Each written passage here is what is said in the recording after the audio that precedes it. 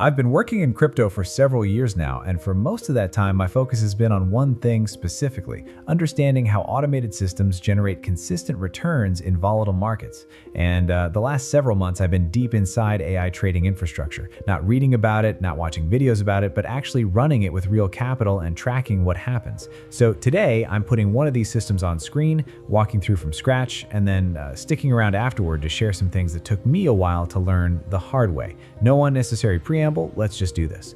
Okay, I'm on the platform right now and I want to show you what a properly built AI system actually looks like. Step by step, nothing skipped. I'm going into LaunchBot here.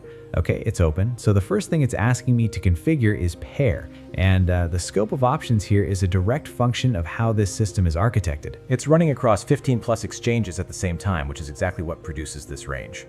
I'm choosing Ethereum, solid choice, highly liquid, behaves predictably in an arbitrage context. Okay, moving to live here, and now it needs my wallet address. So I'm pulling that up from Trust Wallet. Okay, copying the address, coming back over to the platform and placing it. Next step, cap allocation. This is just the budget I'm assigning the bot for this session. Going with somewhere around there. That's a reasonable working amount. Okay, then risk level, and I want to spend a moment on this because it's actually the most consequential setting in the configuration. What this controls is the bot's decision filter, specifically the threshold at which it decides a trade has too much price uncertainty to be worth executing. Higher setting means it accepts more ambiguity, lower means it holds out for cleaner setups. Then last thing is strategy settings, the specific operational logic the AI is going to run, the framework it applies when it's scanning for pricing gaps between supported exchanges. Okay, everything sits exactly where I intended it to. Let's go. So funding screen is up now. I've got a few different tokens available and I choose one of those. The platform handles the conversion to the required token on their end automatically, so there's no prep work required on my side.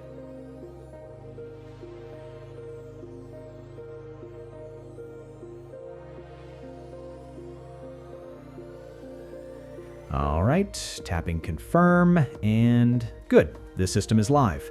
Trade count incrementing, win rate tracking, spread showing up in real time, and for something running across this many markets simultaneously, the interface stays remarkably clean.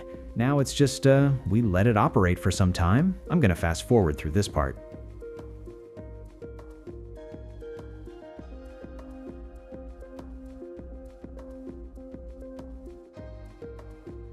Okay, so we've run the session, hitting stop right now.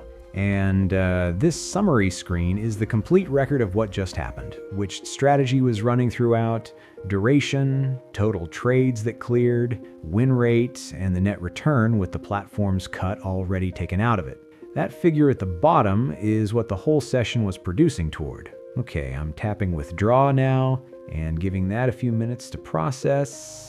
Let me use that window to cover something I think is genuinely worth understanding. Okay, so I've spent years running a methodical evaluation process across crypto platforms, structured with documented results, not exploratory. And over that period, I've ended up inside enough fraudulent projects to have developed a fairly calibrated read on how they operate.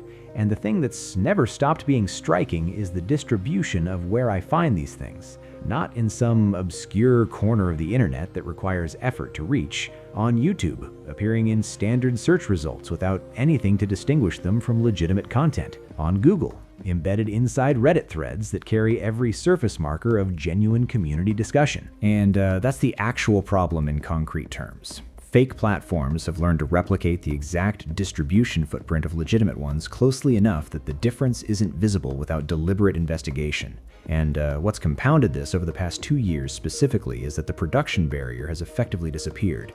AI has been the primary driver of that shift. The tooling that's now accessible to a single motivated individual produces output that previously required an actual organization to put together. So the result is more fraudulent platforms in circulation, built to a more convincing standard, operating through more authoritative channels, and giving you a shorter window to make an accurate assessment before you're already committed. This problem has a direction, and the direction isn't favorable. So from enough first-hand exposure to have developed real pattern recognition around this, here's the thing I check without exception before going any further with a platform.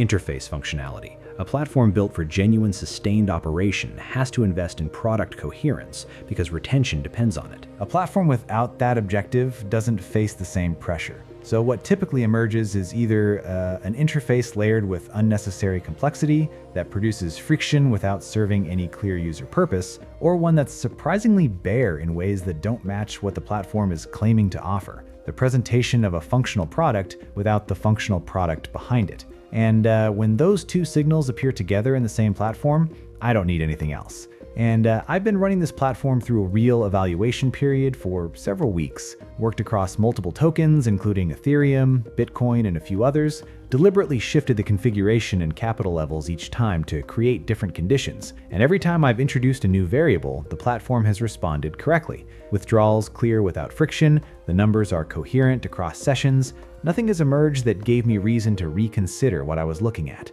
And that's the output of a real process applied over a real period, not a first impression. That's the only methodology that produces something reliable. And that's all I've got on this one. Thanks for being here.